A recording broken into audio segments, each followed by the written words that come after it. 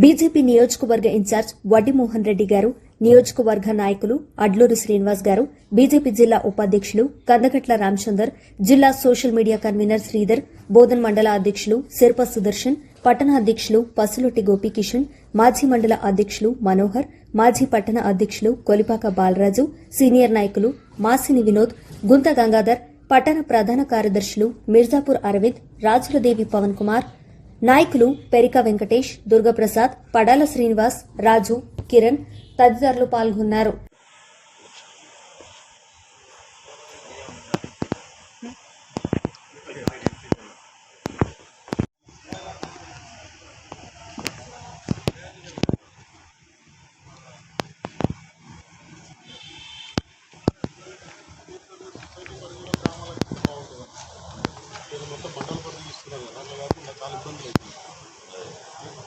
Society పరిధిలో గ్రామాలకు ఏ society పరిధిలో ఆ సొసైటీలకు ఇస్తే ఇబ్బంది లేకుండా కరెంట్లో కూడా నాణ్యతమైనటువంటి కరెంట్ ఇవ్వడం లేదు. రోజుకు 3-4 సార్లు ట్రాన్స్ఫార్మర్లు ట్రిప్ అవుతా ఉన్నాయి. రైతుల మోటార్లు కాలిపోతా ఉన్నాయి.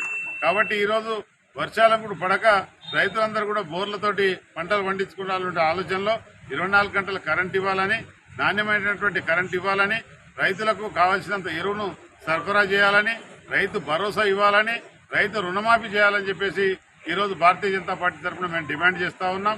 ఒకవేళ మీరు చేయనట్టయితే వచ్చే రోజుల్లో రైతులతోటి పెద్ద ఎత్తున ఆందోళన కార్యక్రమం కూడా చేపట్టడం జరుగుతుందని చెప్పేసి మేము హెచ్చరిస్తా ఉన్నాం.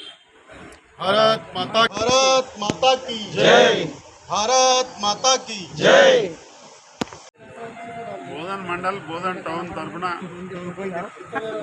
మండలాధ్యక్షులు సుదర్శన్ గారు, గోపి గారు, స్థానిక ఎంఆర్ఓ గారికి, మా పార్టీ నాయకులందరూ అడ్లూరి శ్రీనివాస్ గారు, రామచంద్ర గారు, బాలరాజు గారు, గుంత గంగాధర్ గారు, పవన్ గారు, మా పోటీ చేసినటువంటి కార్పొరేటర్లు, మండల పార్టీ నాయకులు, టౌన్ పార్టీ నాయకులు అందరూ కూడా ఈరోజు ఎంఆర్ఓ గారికి రిప్రజెంటేషన్ ఇవ్వడం జరిగింది.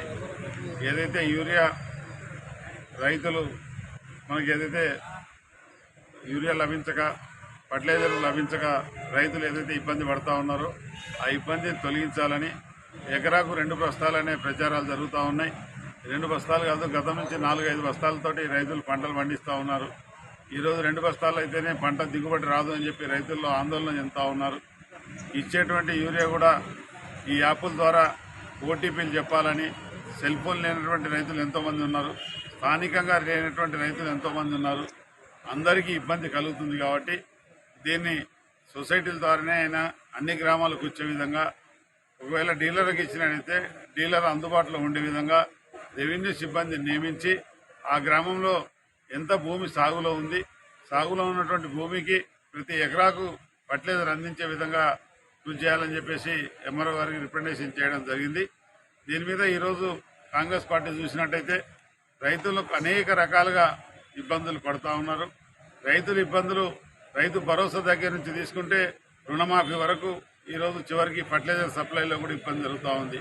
రుణమాఫీని ఒకసారి చూసుకుంటే కేవలం 30-35% మందికే రైతులకు రుణమాఫీ జరిగింది. 65% మంది రైతులకు రుణమాఫీ జరగలేదు. 2 లక్షల లోపు రుణమాఫీ అన్నారు. 2 లక్షల మీద ఉన్నటువంటి అప్పు కడితే దానికి రుణమాఫీ చేస్తా అన్నారు. ఎక్కడ చూసినా, ఏ గ్రామం చూసినా, ఏ ఇండ్లు తట్టినా మాకు రుణమాఫీ రాలేదు, మాకు రైతు భరోసా రావడం లేదని, రైతు భరోసా 2 పంటలకు ఇచ్చేది 1 పంటకు చేసిండ్రు. ఆ 1 పంటకు కూడా ఉన్నంత భూమికి ఇవ్వకుండా కేవలం 1 ఎకరాకు 45 రోజుల్లో పూర్తిగా చెల్లిస్తామని చెప్పేసి ఈ 1 ఎకరాకు తర్వాత తదుపరి 1 ఎకరాకు మాత్రమే ఇవ్వడం జరిగింది. కానీ ఎక్కడ కూడా పూర్తి స్థాయిలో ఇవ్వడం లేదు. ఈరోజు అందరూ కూడా ఇబ్బంది పడుతూ ఉన్నారు. ఈరోజు రాష్ట్ర ప్రభుత్వం ఇక్కడ 2389 కేంద్ర ప్రభుత్వం ప్రకటించిన ఎంఎస్పీ ద్వారా ధాన్యం కొనుగోలు చేసేట్లో ఇబ్బందులు పడుతూ ఉన్నారు. కేంద్రం నుంచి పూర్తి స్థాయిలో మద్దతు ధర డబ్బులు వస్తూ ఉన్నాయి. అదే భారతీయ జనతా పార్టీ పరిపాలించేటువంటి రాష్ట్రాల్లో 3100 డబ్బులు పెట్టి సకాలంలో ధాన్యం కొనుగోలు చేయడం జరుగుతూ ఉంది. ఇక్కడ కొద్దిగా మనం వైఫల్యం చెందుతూ ఉంది, రైతులకు ఇబ్బంది కలుగుతూ ఉంది. ఈరోజు చూసినట్టయితే 24 గంటలు కరెంట్ అన్నారు.